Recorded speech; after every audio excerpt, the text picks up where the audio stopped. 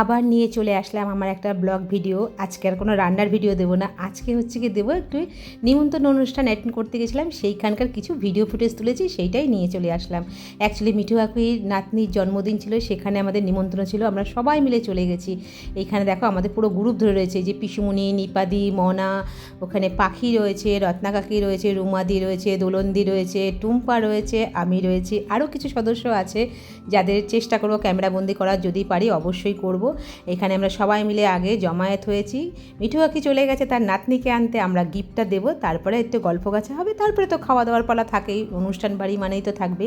আর ওখানে পুচকুটা কেমন করে ক্যামেরার দিকে তাকিয়ে আছে, সো সুইট একটা।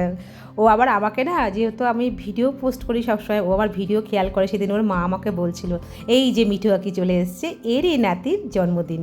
তা ও একটু শরীরটা খারাপ, বাচ্চাটার খুবই শরীরটা মানে ঝিমিয়ে আছে, এত গরমের মধ্যে না, এত লোকজনের সমাগম, তার মাঝখানে বাচ্চাটাকে নিয়ে সবাই একটু চায় আদর করতে, সবাই গিফট দিতে আসছে, কিন্তু ওরা শরীর চলছে না, খুব মানে শরীরটা খারাপ লাগছে। তবু বাচ্চাটা এত ভালো, কি সুন্দর শান্ত হয়ে ঠাকুমার কোলে ছিল। আর এখানে মিঠু কাকি বলছে, হ্যাঁ রে তুই ভিডিও করছিস, আমায় নিবি না?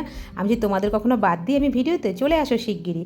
এবার এখান থেকে তো এক এক করে সবাইকে নিয়ে ফটো তুললাম, সেই ফটোর ভিডিও আমি পোস্ট করেছি, কেন এতজন মানুষকে আলাদা আলাদা করে পোস্ট করা যায় না। এই যে নিপাদিও একটু চলে আসলো, তাই ফটো শ্যুট হয়ে যাওয়ার পর আমি চলে আসলাম খাবার টেবিলে। তা ফার্স্ট পাতেই পড়ে গেল হচ্ছে গিয়ে একটা সুন্দর মাছের রেসিপি, মানে মাছের একটা কাটলেট।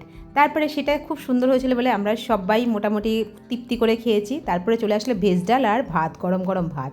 গরম গরম ভাতের পরে চলে আসলো, ও ভাতের সাথে ডাল ছিল, ভেজ ডাল, তার সাথে ছিল আলুর ঝুড়ি। চলে আসলো মাছের মানে কালিয়া। তা আমি তো মাছটা খেতাম না, আমি পনির খেতাম, তা সেখানে মাছটা নেওয়া হয়ে গেছে। আবার দেখলাম আমাকে পনির দিয়ে গেলো, নিপাদি আবার কখন যেন পনির চেয়েছে, আমাকে বললো যে পনিরটা তুই নে, তুই খেতে চেয়েছিলিস। পনিরের পরে চলে এসছে মটন, চাটনি, পাঁপড়, আর তার সাথে 2 রকম মিষ্টি ছিল। আর এখানে নিপাদি খাচ্ছে আর আরে ক্যামেরার দিকে তাকাচ্ছে। আমি একটু ওদের সবাইকে ক্যামেরা বন্দি করলাম, টুম্পা, পিসুমণি, নিপা আর পাখি, আমি একসাথে বসেছিলাম। তা এখানে তো খাওয়ার টেবিলে প্রচুর গল্প, প্রচুর আনন্দ চলছে। আর এখানে দেখো আমার তখনও খাওয়া শেষ হয়নি, চাটনি, পাঁপড়, মিষ্টি সব দিয়ে গেছে, আমি কোনটা থেকে কোনটা খাবো বুঝে পাচ্ছি না। কারণ হচ্ছে কি আমি একটু সময় নিয়ে খাই, আস্তে আস্তে খাই। আর এখানে আইসক্রিমের পাহাড় জমে গেছে, সবাই আইসক্রিমটা এক জায়গায় রেখেছে। কোনো রকম খাওয়া দাওয়াটা মোটামুটি সবাই গল্প গাজা করে কমপ্লিট করার পরে চলে গেলাম পানের ওখানে। সবাই মিলে আমরা সেদিনকে পান খেয়েছিলাম, আর সেই পানের একটা ভিডিও করেছি, সেটাও পোস্ট করবো। আমি অবশ্যই মিঠা পান খেয়েছি। তো এখানে বসে আমি একটুখানি সেলফিতে নিজেকে ক্যামেরাবন্দি করছিলাম, কারণ সন্ধ্যার সময় আমি একটুখানি গানের রিলস পোস্ট করি, সেই জন্য একটু তুলছিলাম। তা হঠাৎ করে সবাই ওখানে যারা গল্প করছিল আমার সঙ্গী সাথীরা, তারা বলছে ও আচ্ছা তুমি ওখানে আলাদা আলাদা ক্যামেরা তুলছো, আমি তোমরাও চলে আসো।